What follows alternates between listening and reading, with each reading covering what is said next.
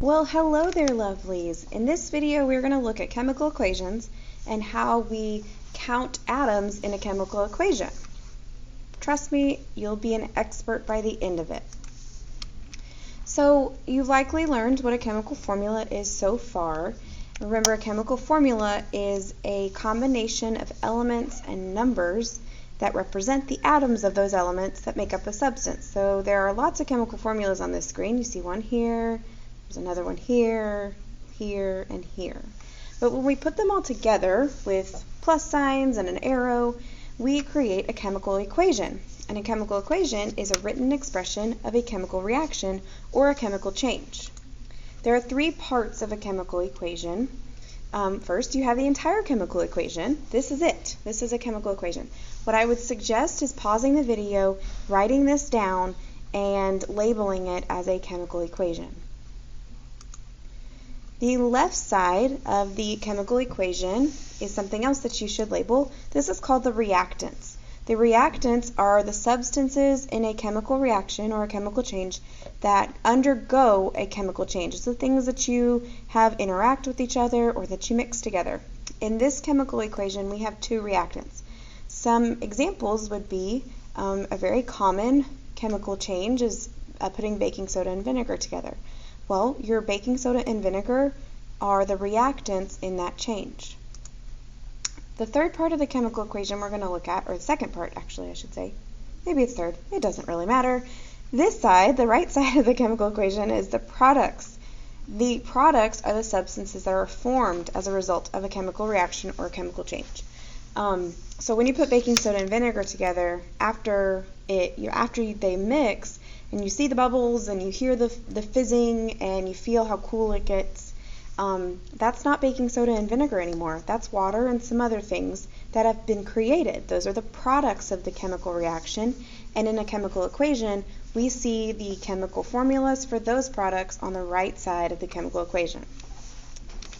In the middle, you see this arrow. The arrow is called the yield symbol, and it works a lot like an equal sign in a math problem.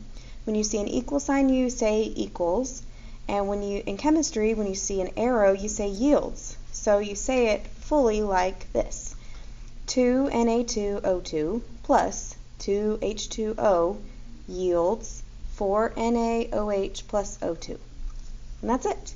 So let's review before we move on. This is a chemical equation. The reactants are on the left side. They are what react together or mix together in a chemical reaction. The products are on the, I said right side here. This is on the left side. The products are on the right side. They're what's being produced. And the yield sign is the arrow in the middle that shows the difference between the reactants and products. It shows how the reactants change into the products. Atoms in a chemical reaction are just simply rearranged from the reactants to the products. So you'll notice that I have the same elements over here that I do over here, but the combinations are a little bit different. And when the combinations of atoms of individual elements are different, that means it's new products with different properties than the reactants. So what we do with a chemical equation is that we can look at it and we can count the elements and atoms on each side of the equation to see how they're rearranged and how they form different substances. And we do the same exact thing as we did with the chemical formula. So let's practice, because of course we're going to practice, right? I want you to pause and write this equation down if you haven't already. So the first step is to identify your elements in all of the reactants, not just one formula. Before we just focused on this, but I want you to identify the elements in this whole side right here.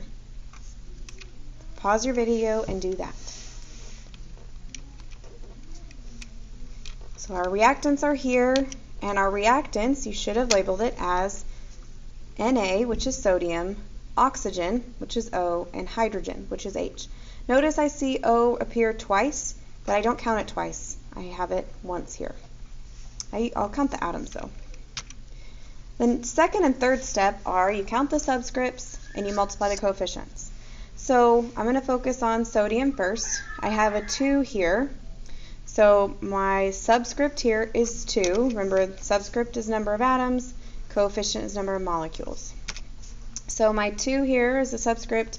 I multiply it by my coefficient of 2, which gives me 4 sodium atoms. Remember I have oxygen in 2 places, so I have 2 subscript of 2 here for oxygen, and I multiply it by 2 for my coefficient. So I have 4 oxygen atoms in this chemical formula. And in this chemical formula, I have a subscript of 1 and a coefficient of 2, so 2 times 1 is 2. Total, I have 6 oxygen atoms on the entire reactant side. For hydrogen, I have a subscript of 2, so 2 atoms of hydrogen multiplied by my coefficient of 2, which gives me 4. And if I'm looking for the total number of atoms on the reactant side, all I'm going to do is I'm going to add all these numbers up that I got. So the total number of atoms in the reactants is 14.